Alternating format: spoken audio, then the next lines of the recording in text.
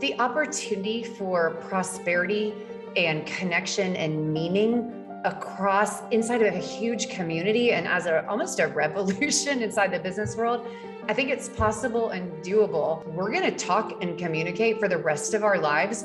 We might as well start getting really good at it now. There's so many opportunities where marketing can influence literally every aspect of your buyer's journey and the strength and stability and even the resilience of your business. Naming gets harder, decisions get harder, budgeting gets harder because it's personal. Making sure that you have somebody that can come in and truly be an advocate for you. It's not what you and your team think about your company and your brand and your offering. It is what the market believes about you. It doesn't matter if it's wrong or if it's technically not accurate. If the market believes that about you, that is real and you have to address it head on. Good day, everyone. This is Dr. David Phelps of the Freedom Founders Mastermind Community and the Dental Freedom Blueprint Podcast. Today, I've got an energetic, very fun and engaging person who I had the blessing, really honor to meet some months ago at a local CEO meeting. And I love those kind of meetings because the person who heads these up brings the best of the best, you know, and being in a collaborative place where you can be around other people who are like-minded, business people in this case, and trying to figure out, you know, how do I navigate the current economy and what my clients, my customers, my patients are thinking. These are all parts of what we call, you know, marketing and branding and messaging. And I have the perfect person here today, Dacia Coffee of the Marketing Blender. Dacia, thanks for being here today. I am delighted. I'm a huge fan. And so this is going to be so fun. Well, let me give a short snippet of your background. And this is not going to cover everything. So we might go down some rabbit holes and pull up some other parts of your past that make it relevant today. But in brief, again, the company, you're CEO and founder of the Marketing Blender. I believe from my history, evolved around 2013-ish. Is that about time? Okay, so been off and running for a good number of years. You're a leading authority on accelerating growth. You're the host of the Corporate Caffeine podcast. Lots of caffeination on that one, I imagine, right? Yes. Okay. You're the author of the Corporate Caffeine book, so another book for your caffeine mornings or full all day, whatever you like. She's also a fractional chief marketing officer. We'll talk about that, and I think that's a strong piece to make people aware of. So, fractional chief marketing officer and the CEO of the Marketing Blender, as I said, a B2B sales and marketing alignment agency. She's a member of the Forbes Agency Council and a Forbes contributor. Was named an American Advertising Federation shooting star. So we'll have to dig into that a little bit. You are a shooting star. You're always shooting somewhere. I guess that fits you to a T. In addition to her client work, she writes and speaks on how people can use their work and words to unleash their potential and use their work to bless the world. I love that. I know a lot of what you talk about with your clients or potential clients, those who are looking to get the word out about you know, who they are, what they do, who they serve, how that, you know, all those things that are the differentiators, right? We're always like, what's the uniqueness? Because we all have them, but most people can't find them, or we need other people to help us find those, right? And I think that's a big piece of what you and all the folks at Marketing Blender do. And in that differentiation, you know, having a culture that has buy-in and understanding what that mission is, how you're serving, who you're serving, what kind of transformation you're making in other people's lives. Again, the work that blesses the world. And I think that's really where you got to start. Do you not? It is absolutely where you have to start, because I'm a huge believer that there has to be a paradigm shift when you're talking about growth of any kind. So I'll unpack that for just a second. I mean, when we're talking about using your work to bless the world, this is countercultural. I mean, unfortunately, a lot of the world is, thank God it's Friday, and they kind of treat work as a four-letter word, yeah, not the real one, right? And it's inappropriate, because I feel like from a personal growth and a potential standpoint on an individual level, it is literally stealing our ability to realize our own human potential. And that's incredibly dangerous to buy into that language. But then on top of that, when you compound it, you know, and you're thinking about communication and how it can and should unify people inside of an organization and then align them with the people they serve, their customers, their stakeholders, I mean, their partners, their vendors, their peers, their referrals, anybody that they are engaging with day to day in the business world. The opportunity for prosperity and connection and meaning across inside of a huge community and as almost a revolution inside the business world, I think it's possible and doable. And so I'm very passionate about the role that communication marketing can and should play, because I feel that too many of us limit it. But you know what? Every single one of us in our work world and our personal lives, we're going to talk and communicate for the rest of our lives. We might as well start getting really good at it now, not later, because it can unleash a lot of opportunity in our lives. So, yeah. Yeah, that's really, really strong, Dacia. And as you said, we all spend so much time, at work or on work. It's a big part of who we are. And I think most of us want to be doing something that does feed us, because we're seeing a difference. We don't want to be living for that. Thank goodness it's Friday syndrome. And so building that culture, what I see what you do and what I know about you is that, as you engage a new client or prospective client, and I'm sure as you're doing an audit, we may have a chance to talk about, maybe what audits look like, because I think this is a smart thing for every business to do, whether they're compatible client or not. Just having an audit, where do we stand? Outside eyes, just come in, and it's just like you go to the doctor, like I feel good, but I need a physical, right? I mean, there's some things that are going on that I may not be able to see or feel, and if I know in advance what those are, I have a chance to do something about it. So that audit, but what I'm saying is looking at the whole thing and just taking your message and your mantra about the work that blesses the world. When you work with a team, obviously you engage the CEO initially first, and you see if there's compatibility.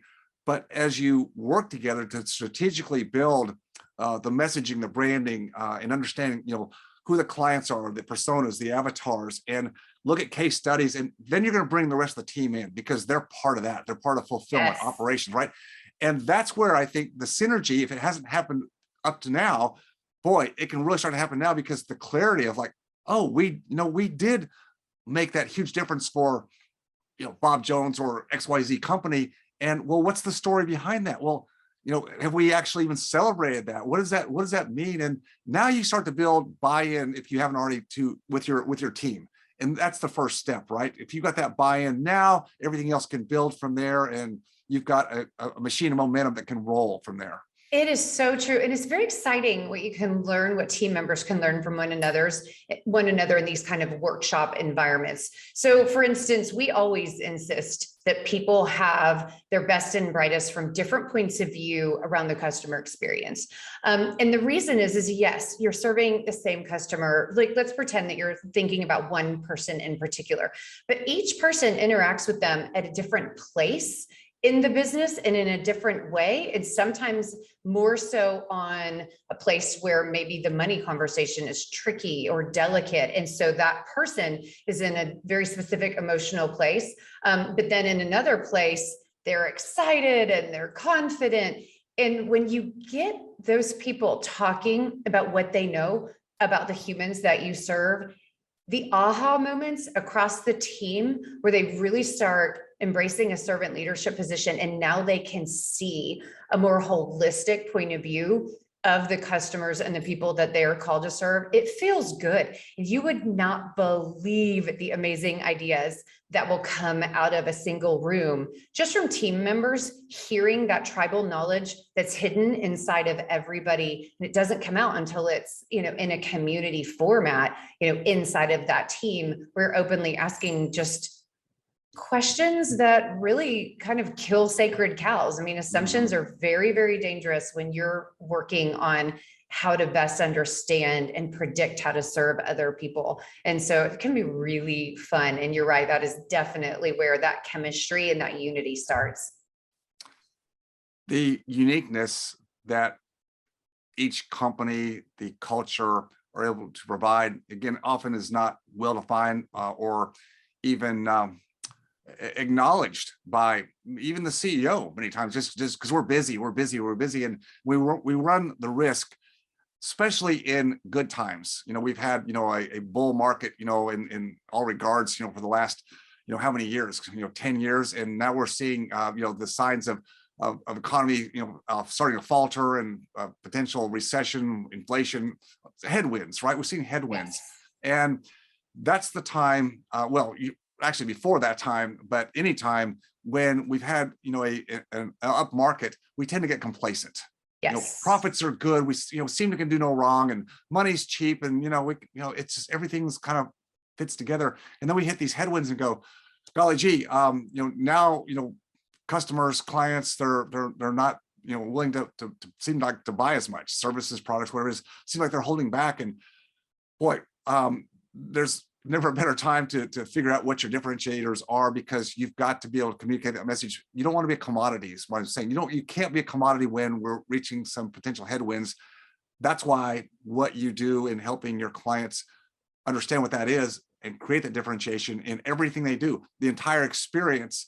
But putting that out first and foremost, one of the things I think I read, one of the stats that you provide from the Marketing Blender, is that before a customer or business client decides to buy services, product, whatever you provide, they've done 83% of the research before they actually engage you. That's right. Well, what is that? Well, what does that mean to me, the business owner? Then, I mean, I'll let you talk about it, but what does that mean? What do we need to be doing? It means you either are the one that they have a confirmation bias towards, where they're just trusting that you are the one that they like the best. And the others are people that they just checked out just to make sure they're not taken advantage of, or you're the one that they're price checking against because they like somebody else better. You literally, in your marketing and outreach, either stacked the deck in your favor or you didn't, because they are everyone, no matter what kind of business, like the most complicated business to business, long sales cycles, all down to, all the way down to an everyday consumer decision that's important to someone that they take really seriously. All of this, people are pre-deciding who they believe in, how they're going to vote with their money, and what they want to do. And so by the time they call, by the time they click on your website or, take a couple more action items, they've already decided you're the one to beat, or you're the one that they're just validating their original choice. And so that's really dangerous. And, it's interesting because you were talking a minute ago about the different economies and, extending that, how people's behavior changes depending on the economy. And one of the things that I know to be true about people and buying decisions is that if there is no pain, there is no change. And this is really, really important on two sides of the coin. Number one, if you're talking about your current clients, this is good, because unless they are super ticked off, they won't leave. No pain, no change. But man, if there's hidden pain in their experience and you don't know about it, and you're not asking the questions that could surface those opportunities where you can delight your customers better, and you can find opportunities to continue to evolve your service level where it creates loyalty and even evangelism. Oh, be careful, because that you could potentially always be facing possible customer churn if you're not aware, because if there is pain, there will be change. Now, on the opposite side, when you're thinking about growing revenue and finding new customers, no pain, no change. If people are not motivated to do something different and to change their habits, and I don't care if their big habits are small, people don't like change. They don't.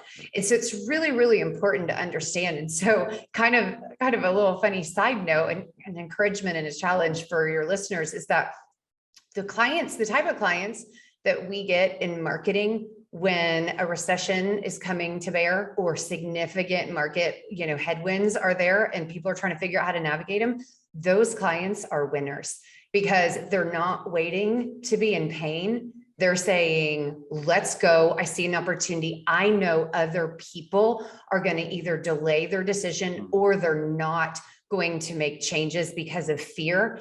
It is stunning how predictable it is that the people that step on the pedal around business development and do not rest on their laurels around new customers and existing customers, they are so predictable. They will always show up before the pain happens and ready for when the pain is about to hit the rest of the market, because they are going to move forward. And so I know you've got a lot of listeners out there that have that same heart and mind in regards to how they see trends and how they're balancing their prosperity. And so I just want to put some encouragement around there that this is not a time to be scared. It's a time to be optimistic about all the opportunities that your listeners are going to be able to see in the future. It's really kind of interesting to be able to have that mindset despite all of the, doom and gloom, that creates sensational headlines right now. So yeah, I agree so much.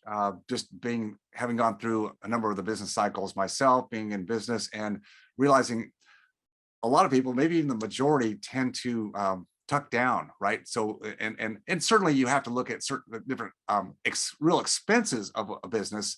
But to me, and I know you say the same thing, Dacia, that marketing, messaging, that's an investment.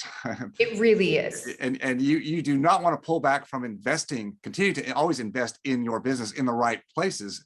So to pull that back just because you feel like there's some fear out there, I don't know how, no, worst thing you can do is you've got to be on the forefront of keeping your message relevant and speaking to those existing customers, clients who already appreciate you, because that's a referral source. And if they see you strong, as you should be, or at least projecting strength, even if you might be going through some tough times, projecting that strength is very important, because I want to do business with companies and people who appear to be successful to me. I mean, it just fits with my persona. I love to help everybody, but if I'm trusting them with some part of my business or something that's that important, I'd like to know that they are successful in themselves and not struggling.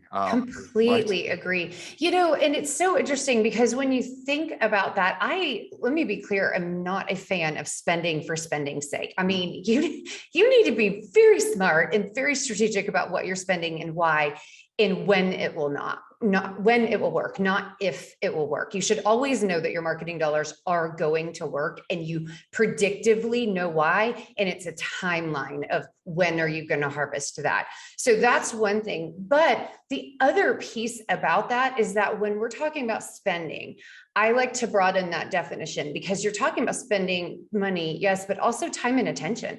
Even in times where you do need to be lean and where you technically need to cut expenses, and that is a real and specific strategic decision you need to make in your business, wherever you're at, there's other things that you can spend. There are other ways that you can maintain an aggressive and optimistic show of strength, even if it's not just spending money. So I'm a really big advocate on what you said about that investment paradigm, and not limiting it to, it's an expense on my P&L, because it's really about how you approach marketing and whether or not you allow for impact and influence in its total definition versus just keeping it in a narrow little area, because there are so many opportunities where marketing can influence literally every aspect of your buyer's journey and the strength and stability and even the resilience of your business. And I stand by that, fervently, because it's what we do. Is we grow companies and we build resilient, aggressive companies, and it's exciting. It is. I know it's got to be so much fun. Dacia, give our listeners a little bit of how they should think about the word branding. What is that? From your perspective, what does that mean? Why is it important? What level? Because I think about branding as being Nike and FedEx and Coca-Cola, and these are big companies and big brands. But in a smaller business level, what does branding mean for me? So branding is how people feel about you. And this is really, really important. It's not what you and your team think about your company and your brand and your offering. It is what the market believes about you. And this is tricky, because if you have a black eye, if you had a misstep, if something happened that threw or cast doubt over, your brand, that's real. It doesn't matter if it's wrong or if it's technically not accurate. If the market believes that about you, that is real, and you have to address it head on. So it's about the emotion that people associate with you. And so having clarity around what emotion you're trying to pique on purpose.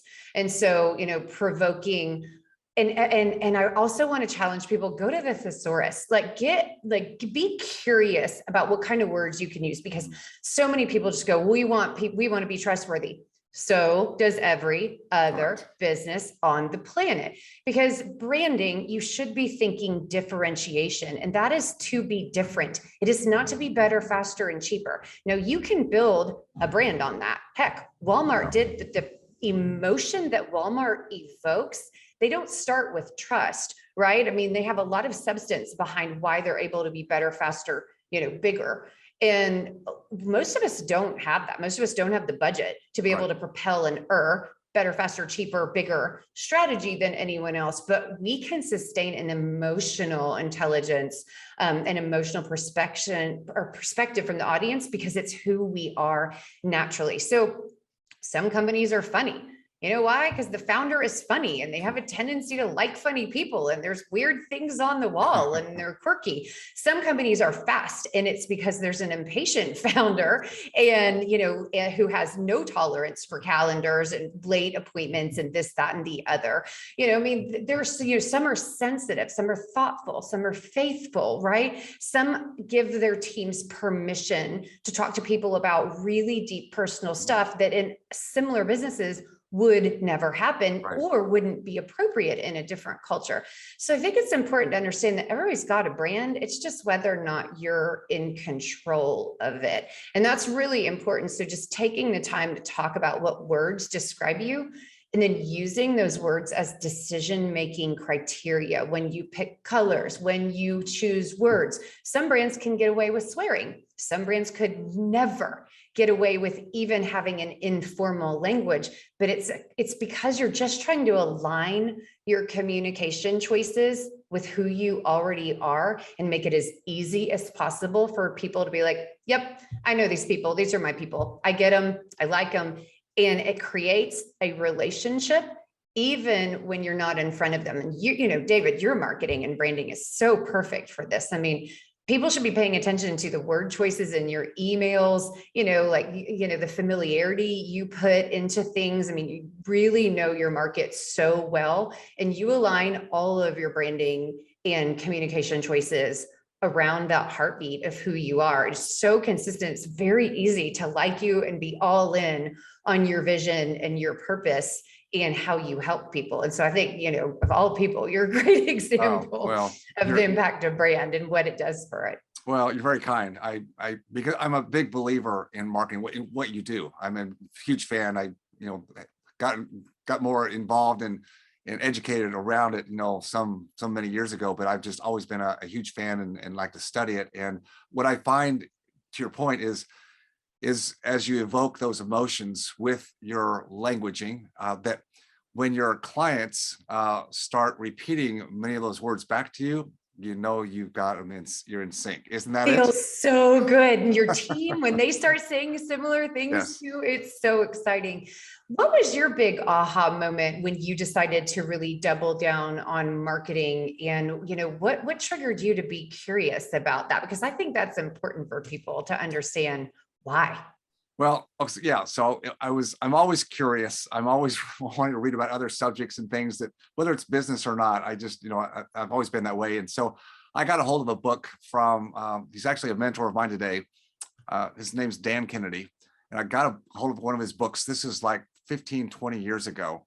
And I read the book, and first thing was the book resonated with me. He was talking to me, the small business entrepreneur, and he was just kind of laying out my life in front of me, not all bad, doom and gloom, but just a lot of the frustrations, right? Here, boy, he's singing to me. And then Dan's a big marketer. So, one thing led to the next. And I thought, this person is, speaking to me so clearly that he's got something I need to learn more about.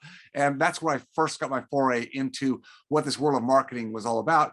And it came into play for me very, very well, because there was a time when I had to revamp my dental practice back in the day, when I actually had a failure of a sale. I had to take it back and redo. And I thought, I'm going to use some of my marketing now to help repropel and rebuild the practice. And so I actually got to use what I was learning. And that was my first look at what does all this mean. And, then you just keep moving up as you learn more and the nuances of what really works. So. I love it. So, Well, it's a great point back to, when you learn a discipline that can be applied to any aspect of your life, it builds resiliency and the type of skill set that will lend to prosperity, no matter what pivot you have to go through, no matter what business model or new revenue stream you're adopting, there is always going to be communication, including your personal brand, that will fuel or hinder, your ability to move, change, and thrive. So that is so cool. I love that. So here's where I want to kind of help land this today. And we talked early in your bio that Marketing Blender acts as a fractional, CMO, Chief Marketing Officer for businesses, because it's difficult when you don't know a lot about marketing and branding, and you need some expert help.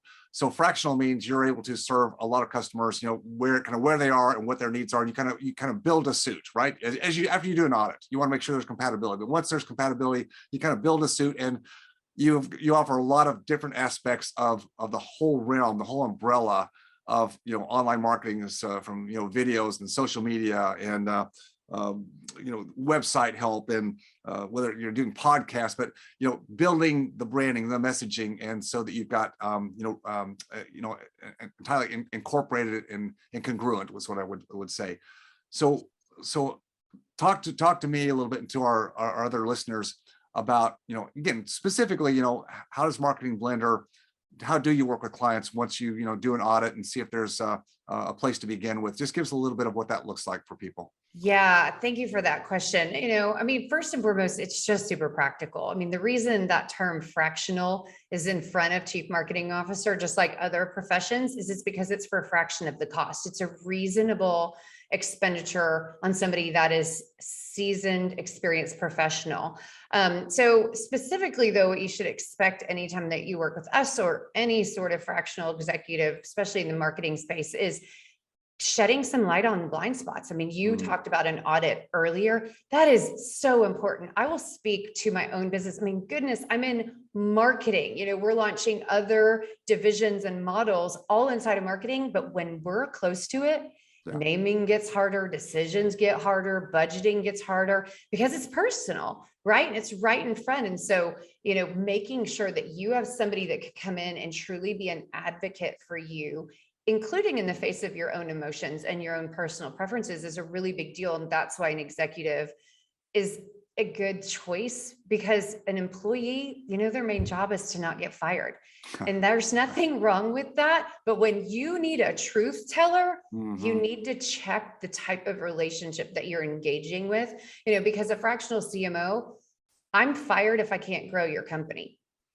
You don't have to like me, but you're going to like the results and the outcome based on the work that we're doing. And we build decision-making criteria. For most of our clients, we literally grow them to the point that we graduate them, because it's time to hire somebody internally or to restructure, because we've helped build this system. And so that's what we do. It's very aggressive. So for most of our clients, they engage and we nail down the target market. We nail down your budget. We nail down your marketing plan. We nail down your differentiation strategy, your positioning, your messaging, and your competitive environment in 8 weeks. And then we are off to the races.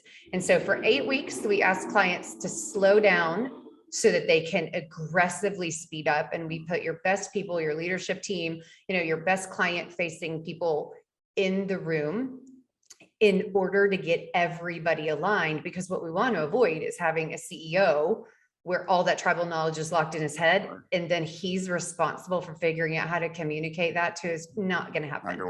So getting everybody on board. And so, we have a small business program, which is exciting, so it is a graduation program, 8 weeks. You build the program and we launch you. But no more questions, no more, is this going to be a waste of money? Is this going to be a waste of my time? What if it doesn't work? No, because it's so dangerous to small business, but it's equally dangerous to large businesses because their expenditures are larger because the competition is bigger. And so same approach, just scaled to where people are to make sure that it's effective and that I can truly create an impact in the business. It's a lot of fun. Outstanding. Dacia Coffee, the Marketing Blender, themarketingblender.com would be the website. So I'll make sure we got that. Any other contact information, or I can put the other podcasts and your book links there in our show notes. So we'll add those as well. Anything else to add to our listeners No, today? I think that's it. I mean, you can follow me on social media. That's the marvelous thing about an unusual name, is I'm easy to find, but you and I are aligned because we just both have a passion for helping people really prosper and expanding the definition of that. So if there is ever any way that I can serve your audience, or they're looking for resources, let me know. And yeah, I will send a whole bunch of stuff your way for the show notes so people can dive in if they're curious. Beautiful. Dacia, thank you so much. Thank you. It's been a pleasure. If you enjoyed watching or learning from this video, please leave a like and subscribe to my channel for more content. If you have a question about any of my content or this specific video, just please leave a comment down below. And as always, stay focused on your freedom. I'll see you next time.